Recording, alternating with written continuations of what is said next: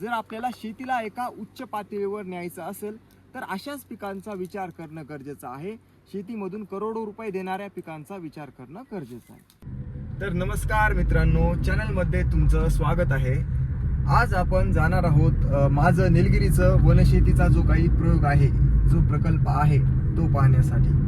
आणि तिथं जाऊन आपण गप्पा गोष्टी मारूयात की निलगिरी वनशेती नेमका काय प्रकार आहे, वनशेती कशासाठी आपण करत आहोत, याचं आउटपुट कसं आहे, त्याचा आपल्याला कशा प्रकारे मॅन्युफॅक्चरिंग करायचं आहे, की त्याचा आपल्याला कच्चा माल विकायचा आहे, की त्याचं म्हणजे काय म्हणू शकता की तुम्ही याचा काय विचार करू शकता की याचं तयार काय होतं निलगिरीपासून, म्हणजे कागद होतो की इतर काही बाय प्रोडक्ट तयार होतात. तर त्याच संबंधित आपण आज त्या निलगिरीच्या वनशेतीच्या शेतात जात आहोत.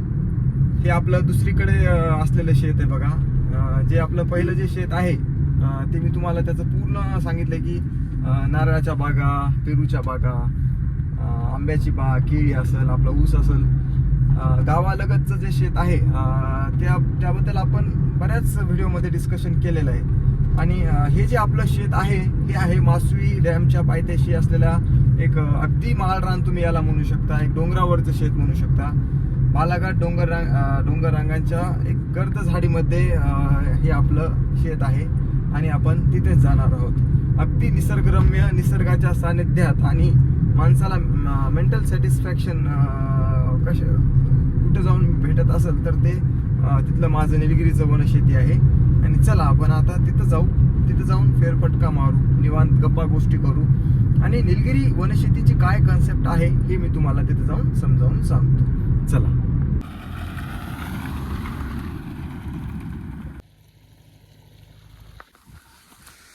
बघा, एकदम निसर्गरम्य शेत आहे आपलं. इथं सोलारचे पॅनल लावलेले आहेत, खाली आपलं प्रायव्हेट तळ आहे.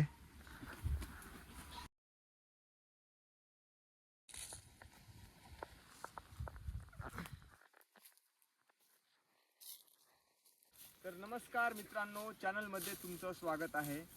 तर तुम्ही बघू शकतात बघा, आता आपण जवळपास 6 एकरवर ह्या निलगिरी वनशेतीची लागवड केलेली आहे. वनशेती नक्की नेमका प्रकार काय आहे, तर मित्रांनो एक लक्षात घ्या, हे जे आपण रोपटं लावलेलं आहे याचं आज झाड झालेलं आहे आणि इथून पुढे 1 ते 1.5 वर्षांनी हे हार्वेस्टिंग होऊन याचा बाय प्रोडक्ट म्हणजे याचा कागद बनणार आहे. तुम्ही याला पेपर इंग्लिशमध्ये म्हणू शकता की याचा बाय प्रोडक्ट पेपर बनणार आहे. 2.5 वर्षाला याची पहिली हार्वेस्टिंग होते, 2.5-3 वर्षाला दुसरी हार्वेस्टिंग, 2.5-3 वर्षाला तिसरी हार्वेस्टिंग. आता बघा, ही आपली एका वर्षाची इन्व्हेस्टमेंट आहे किंवा तुम्ही याला एका वर्षाची लागवड म्हणू शकता. मागच्या वर्षी आपण जूनमध्ये याची लागवड केलेली होती आणि आज आपण जूनमध्येच आपण इथे आलेलो आहोत. आणि तुम्ही बघू शकतात की एका वर्षामध्ये केवढी प्रचंड वाढ या झाडाची झालेली आहे. तर अंतराचा जर विचार केला तर 8x4 म्हणजे 2 ओळीमधलं जे अंतर आहे ते आहे 8 फूट. 2 रोपांमधलं किंवा 2 झाडांमधलं जे अंतर आहे ते आहे 4 फूट. तर 8x4 या अंतराने आपण 6 एकरमध्ये या निलगिरीची वनशेतीची लागवड केलेली आहे. सरासरी या अंतराने एकरी 1200-1300 रोपं बसतात आपले. तर आपण जवळपास 7,000च्या आसपास रोपांची लागवड केलेली आहे. तर आता इन फिगर आता आपण म्हणजे हिशोबामध्ये आपण म्हणजे काही रोपं जळाले असतील, काही मर झाले असेल, काही तूर झाले असेल, तर आपण 5,000च फक्त रोपांचा, 5,000च झाडांचा हिशोब करायचा आहे. आता बघा, कागदाचा जर हिशोब केला तुम्ही तर बघा 10,000 रुपये टन याचा लाकडाचा भाव आहे. 10,000 रुपये टन म्हणजे आता जेव्हा हे हार्वेस्टिंगला येईल, जेव्हा हे लाकूड पुढच्या वर्षी किंवा 1.5 वर्षांनी कापायला येईल किंवा कटिंगला येईल, तेव्हा एका बुंद्याचं किंवा त्या एका झाडाचं वजन होत आहे 2 ते 3 क्विंटल. म्हणजे आता 10,000 रुपये टन म्हणजे 1,000 रुपये क्विंटल. तर सरासरी आपण 2 क्विंटलचं जरी झाड झालं असं लक्षात ग्राह्य धरलं तर बघा 2,000 रुपयाला आपलं एक झाड. गणित लक्षात घ्या, 10,000 रुपये टन म्हणजे 1,000 रुपये क्विंटल. तर एक झाड आपलं 3 क्विंटलचं किंवा 2 क्विंटलचं व्हायला एक लक्षात घ्या. 2,000 रुपयाचं जर झाड धरलं आपण आणि आपले सगळे 5,000 जर झाडं धरले तर 5,000 झाडं गुणिले एका झाडाचे 2,000 रुपये. तर किती होतात तुम्ही व्हॅल्युएशन करा. आणि इतकं आपलं आउटपुट आहे निलगिरी वनशेतीचं पहिल्या हार्वेस्टिंगमध्ये. त्याच्यानंतर 2, 3, 4, 5 अशा याच्या हार्वेस्टिंग होत राहतील. 30-40 वर्षाचं पीक आहे. आणि मित्रांनो, तुम्हाला शेतीमध्ये करोडो रुपये मिळवून देणारं हे मागं दिसणारं निलगिरीचं पीक आहे. म्हणून तुम्ही कुठल्याही पिकाला अंडर एस्टिमेट करू नका. कोणत्याही पिकाला, कोणत्या माणसाला नावं ठेवण्याआधी 10 वेळा विचार करा की आपण किती मागं आहोत ते. चला बोलूया आपण. तर ही जी व्हरायटी आहे, या व्हरायटीचं नाव आहे ECD. ECD म्हणजे बघा कॅलेप्टस क्लोन डेव्हलप्ड. तर ही JK पेपर मिल, या पेपर मिलद्वारे ही डेव्हलप केलेली व्हरायटी आहे. या समोर आहे तुम्ही, चला. तर बघा ECD ही JK पेपर मिल म्हणजे Jammu and Kashmir paper mill या कागजनगरमध्ये, तेलंगणामध्ये या JK पेपर मिलचा कारखाना आहे. आणि तिथं आपल्याला हीच पुन्हा 2 वर्षांनी किंवा 1.5 वर्षांनी अजून ही रोपं आपल्याला, ही झाडं आपल्याला पेपर बनण्यासाठी पाठवायची. बघा, तर एका वर्षाची इन्व्हेस्टमेंट बघा, ह्याचा बुंदा केवढा झालेला आहे. आपल्याला एवढंच लक्षात घ्यायचं की जेव्हा हा बुंदा 10 इंचाचा होईल तेव्हा आपल्याला तो हार्वेस्टिंगचा विचार करायचा आहे. 10 इंच म्हणजे 12 इंच म्हणजे 1 फूट असते, तर 1 फुटापेक्षा 2 इंच कमी. तर चला मित्रांनो, निलगिरीबाबत बऱ्याच लोकांच्या शंका आहेत बघा की हे जे पीक आहे हे मुळात ऑस्ट्रेलियामधून आलं आहे किंवा भारतामध्ये याची लागवड करायला नाही पाहिजे. हे सगळं जवळपासचे बोर, विहिरी आटवतं किंवा पाण्याचे सगळे रिसोर्सेस आटवून टाकतं. तर तशा प्रकारचे गैरसमज काही नाहीत. आणि जर तसं असलं असतं तर आपण याची लागवड आपल्या एवढ्या सोन्यासारख्या जमिनीत केलेली नसती. तर इकडे या, तुम्हाला मी याच्या मुळा दाखवतो. तर हे बघा, ही जी व्हरायटी आहे ECD ची, ही जी व्हरायटी आहे ही तिथल्या पेपर मिलच्या तिथं संशोधन होऊन असं एक रोपटं तयार केलं आहे की ह्याच्या मुळा जमिनीत खोल न जाता जमिनीवर अशा आडव्या पसरतील. बघा, तुम्ही मुळात जी निलगिरीची आपली जी मूळची झाडं बघितली होते, जुने आपल्या गावांना होते बघा, पाराच्या समोर होते, चौकामध्ये होते, गावाच्या माघारी स्मशानभूमीत होते, तर बघा मोठमोठे झाडं होते, असे वडासारखे विस्तृत पसरलेले झाडं होते. पण आता ही जी व्हरायटी आहे ना, ही तिथं संशोधनामार्फत अशी तयार केलेली आहे की ह्याचं सोट मूळच काढून टाकलंय.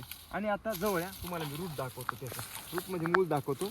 याची मुळं बघा जमिनीवर आडवी पसरलेली आहेत. तर तुम्हाला या गोष्टीचा विचार करायचा आहे की बाबा हे असले कुठलेही गैरसमज मनातून काढून टाकायचे. जर आपल्याला शेतीला एका उच्च पातळीवर न्यायचं असेल तर अशाच पिकांचा विचार करणं गरजेचं आहे. शेतीमधून करोडो रुपये देणाऱ्या पिकांचा विचार करणं गरजेचं आहे. चला, तर मित्र हो, ही ह्या शेतामधली आपली पूर्व पश्चिम लागवड आहे आणि खालच्या शेतामधली आपली दक्षिण उत्तर लागवड आहे. तर कुठलीही लागवड करताना शक्यतो जर जमिनीचा उतार पाहून म्हणजे पूर्व पश्चिम लागवड केली तर ती योग्य राहतं. प्रत्येक झाडावर, प्रत्येक देठावर, शेंड्यावर तुमचा सूर्याचा किरण पडतो, सूर्यप्रकाश पडतात. तर या गोष्टीचा सुद्धा विचार करा. मित्रांनो, तुमच्या मनामध्ये इतर कुठले जर प्रश्न निर्माण झाले, उपस्थित झाले तर संकोच न करता माझ्यासोबत शेअर करा, खाली कॉमेंट करा.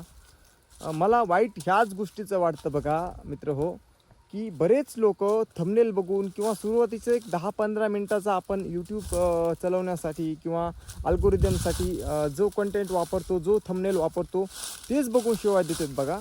की त्यातलं कंटेंट काय, आपल्याला त्यातलं महत्त्वाचं काय घ्यायचं आहे हे सोडून देऊन अगदी काय म्हणू शकता तुम्ही ह्याला, अगदी काहीतरी कमेंट करतात लोक. तर मला वाटतं असं होऊ नयेत. आपण शेतकऱ्यांना, माझ्या सबस्क्रायबरना मी चांगल्या गोष्टी सांगण्याचा प्रयत्न करत असतो. व्हिडिओद्वारे मी वारंवार सांगत असतो आणि तेच इथून पुढेही चालत राहावं. तर मित्रांनो, आपण कुठल्या जमिनीत या पिकाची लागवड करू शकतो असा बऱ्याच शेतकऱ्यांचा प्रश्न असतो किंवा बऱ्याच जणांच्या डोक्यामध्ये असा विचार चालू येत असेल.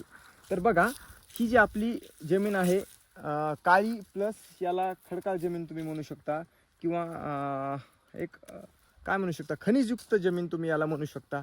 आणि अशा प्रकारची जर जमीन असेल तर सोने पे सुहागा आहे तुमचा. अशा जमिनीमध्ये तुम्ही आंब्याची उत्कृष्ट पद्धतीने लागवड करू शकता. अशा जमिनीमध्ये तुम्ही शेवग्याची उत्कृष्ट पद्धतीने लागवड करू शकता. आणि निलगिरीसारखी पिकं तर 1 नंबर. बघा किती निसर्गरम्य वातावरण आहे. मला वाटतं पारंपरिक शेतीपेक्षा शेतीच्या बाहेर पडून नवीन काहीतरी करण्याचा शेतकऱ्यांनी नक्कीच विचार करावा. नवीन तरुणांनी नक्कीच या गोष्टीचा विचार करावा. तर मित्रांनो, कसा वाटला मग प्रवास, कशी वाटली शेती आपली? तर खरं म्हणजे हे जे आपलं शेत आहे हे एक मेंटल थेरपी आहे. आजकाल बरेच जण डिप्रेशनचे शिकार होतात, मानसिक तणावाचे शिकार होतात. तर मला वाटतं असं होण्यापेक्षा 1 एकर 2 एकर आपलं असं डेव्हलपमेंट करणं खूप महत्त्वाचं आहे. आणि खरं म्हणजे हीच मानसिक शांती आहे, शेतीच तुमचं भविष्य आहे आणि हीच आपली मेंटल थेरपी आहे. या गोष्टीचं थोडं भान ठेवा. धन्यवाद.